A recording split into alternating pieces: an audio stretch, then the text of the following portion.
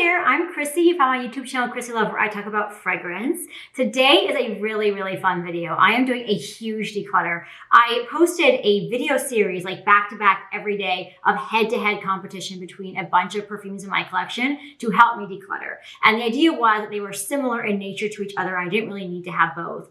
And I came up with a lot of combinations. I mean, there were a lot of perfumes in my collection that were quite similar to each other.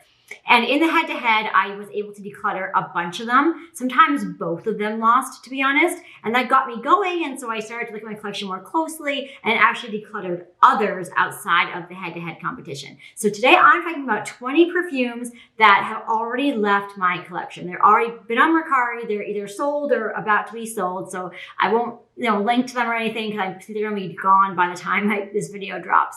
But let's talk about them because everyone loves a good declutter and a little bit of perfume bashing.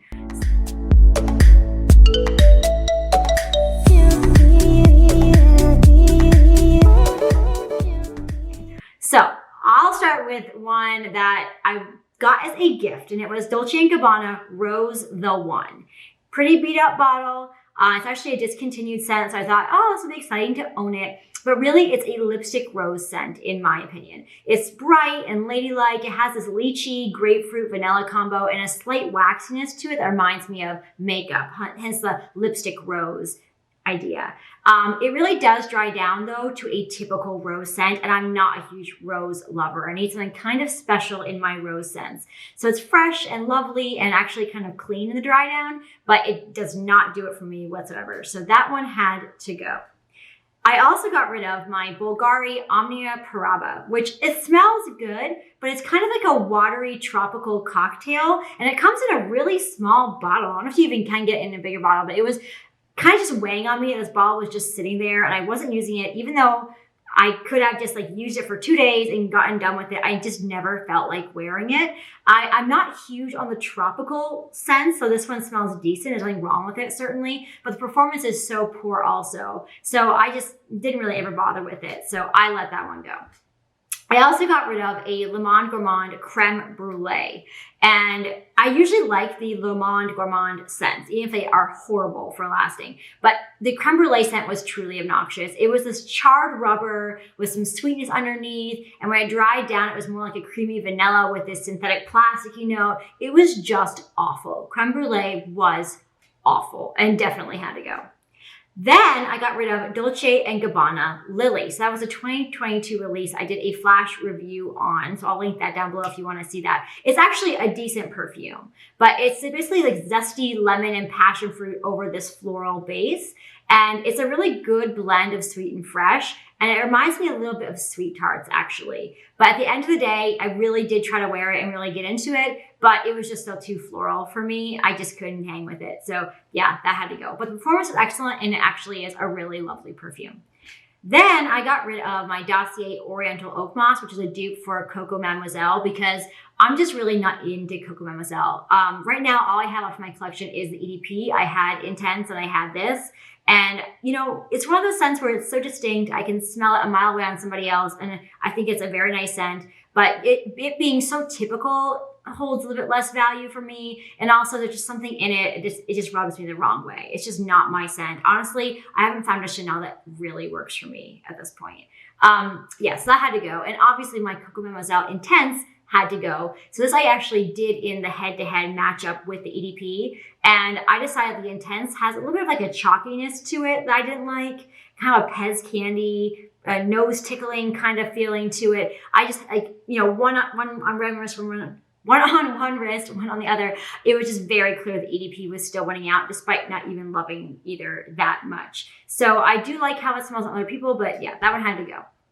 Then another Le Monde Gourmand that had to go is Extreme Épicé. So this one up against the Chai Épicé, and they are rather similar, though the Extreme Épicé is a bit more lactonic. It kind of reminds me of Philosophy's Fresh Cream, which I really don't like that one. So for me, it's a fine line. I can do a little bit of creaminess, but when it becomes lactonic, it's just not a fit for me anymore. So that one definitely had to go. Next, I did a head-to-head of Escada Sorbetto Rosso with Dolce & Gabbana L'Impératrice 3. And I love my L'Impératrice 3. It was a love at first sniff like 2 years ago for me with this scent. I adore that rhubarb watermelon combination. And the Escada scent is also a watermelon scent, but it leans more like Sour Patch watermelon to me. It's sweet and tangy and candy-like, relatively poor performance, though it's obnoxious for the first couple of hours. And, it just lacks the maturity that L'Impératrice has. And I still didn't want to keep it, even if I liked, it's not that they're too similar for me to keep one of them. That actually wasn't the issue. I got rid of it because it was just too immature. I didn't feel like sexy. I didn't feel good in my skin. I didn't feel like myself when I wore it. It was just way too candy-like for me. So yeah, that one had to go. And then next I had Kate Spade New York, the Eau de Parfum, which I've talked about a lot, and I actually really like that perfume. But then I got Escada Candy Love, and it smells very, very, very similar to it. And what's interesting though, they both have this like juicy, fruity, candy-like levity to it. They're very fun, happy, easy scents. But Kate Spade stays more bright and tart on my skin, whereas Candy Love becomes a little more mellow, and I just preferred that more mellow version of the perfume. So I decided to keep the Candy Love and get rid of the Kate Spade, which surprised me more than anyone else could have been surprised. I did not think that was going to happen, but there we go. Then I'm getting rid of Michael Kors Midnight Shimmer. So I did a full shimmer line review, and the only one that's still sticking with me is Twilight Shimmer. Midnight Shimmer was a close second, but it wasn't good enough. So it went up against Gallagher Vanilla Silk, and actually they really both lost this competition. So Midnight Shimmer is the one that I referred to in that video as the real vanilla, like a real true vanilla. It is creamy vanilla. It has this touch of quince, a little bit of citrus to it, and it dries down to this sweet, creamy vanilla bean. But I don't really get the wood so much. I don't get the musk so much. So it was a little bit one note for me. And Midnight Shimmer also has this like very, very faintest hint of like a plastic note in it for me. So as far as vanillas go, I just have better in my collection already, and I just was never reaching for it. So yeah, it may as well just go to somebody else who can enjoy it. And then this next one I think is extremely surprising. I've gone back and forth on it quite a bit, but I finally just put it up in Mercari and said, let's get this done. And that is Van Cleef & Arpels Orchidee Vanille. So this went up against Hugo Boss The Scent Private Accord, which is like an orange and chocolate scent, whereas Orchidee Vanille is a vanilla and chocolate scent. And they're both really great, but Hugo Boss just has like a more full, delicious, gourmand, yummy chocolate to me, whereas Orchidee Vanille feels a bit like less whole, less interesting. It doesn't have like that powderiness, that chocolatiness, that richness that I really wanted side by side. If I had put them side by side, I probably wouldn't have really noticed or even doubted Orchidee Vanille. But then I kept wearing Orchidee Vanille thinking, well, I'll keep it around anyway. I've gotten compliments on it. And I realized it just doesn't do it for me anymore. I don't understand why, but it just doesn't do it for me. So it's not like there's anything really horrible about it. In fact, a lot of people really love it. I just think I've just moved on from it. So that had to go. Then, really surprising, I dwindled down my Daisy Love collection all the way down to one last one, which was Marc Jacobs Daisy Love Skies, which was like a raspberry cotton candy-ish kind of, but it was still with the love DNA. And I thought I would just keep this one, let the other ones go. But then I learned, I think that the love DNA for me was just played out. It's really fun and light and easy, feminine, but I just felt like it was a little bit not complex enough for me, not something I was reaching for anymore. And I already have another scent that's like that cotton candy note that I really love. And so I just let Love Skies go. I'm letting the love journey just continue on its merry way. Then I also got rid of my Miss Dior 2012. Now I already have the 2017, which I love, and the 2021, which I love more. Like seriously, this is as close to a signature scent as I think I'll ever get. I'm in love with Miss Dior 2021. And I know people don't like it, but girl, it gets compliments. Men love it. It smells sweet and sassy and delicious, and you just want to like eat it. It's so good. So anyway, the 2012 though is a whole different ballgame. It's more of like a chypre. It's more chalky. On my skin, it just smells kind of old fashioned, not really with the times anymore to me. I wanted to have all three just to have like the collection of Miss Dior's, but it's really just taking up space in my collection and not getting used. So I am letting Miss Dior 2012 go. Then I'm getting rid of my Cacharel Amour Premier Deliche, which is a cheapie. So getting rid of it is really more about the space than the money of making anything on it. But it's a decent fresh pear scent. I just haven't been really reaching for it. It's just a little bit too fresh, a little bit too drugstore, a little bit too, I don't know, monotone for me.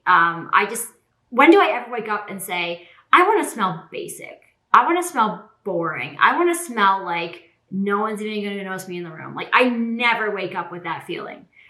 Some people talk about like, oh, it's a good, like, easy reach, or like, well, I don't know what else to wear, I get that one. No, I don't live my life that way.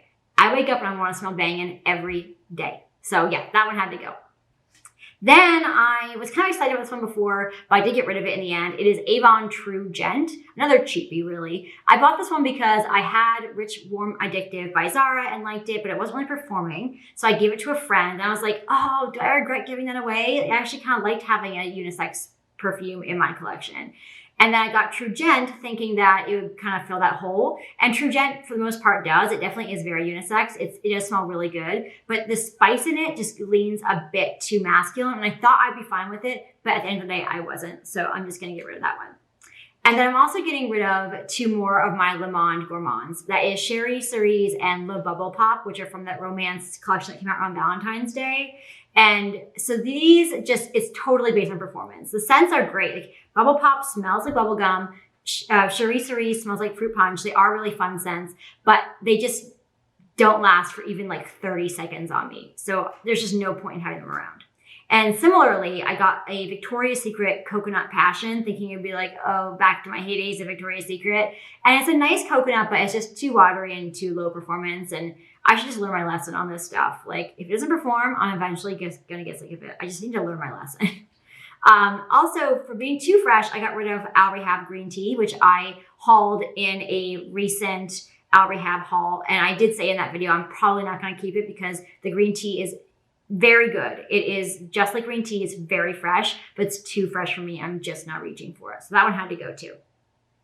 Now, second to last, I'm surprised I'm getting rid of this one, but I gave it plenty of days of wear and it just did not come through for me. And that is Givenchy L'Interdit Rouge. So at first I really loved it. Like, it was sexy and it had this kind of floral licorice vibe to it. I thought, okay, when I'm feeling sexy but not sweet, I'll wear this. Well, it turns out I never feel not sweet. I want to be sweet all the time.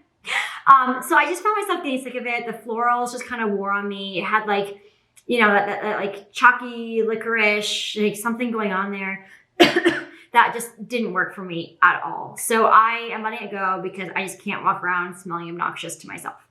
And lastly, very, very surprising, I can't believe I'm doing this, but I gave it some more wear test and it's just not doing it for me. And that is Killian Angel Share. So I'm selling this one because it kind of smells too much like a air freshener spray to me.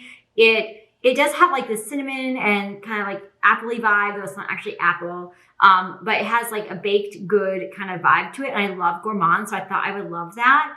But it just reminds me too much of an air freshener. And I just found myself never really wanting to smell quite like it. So really surprised about this one, but I am just gonna let Angel Share go.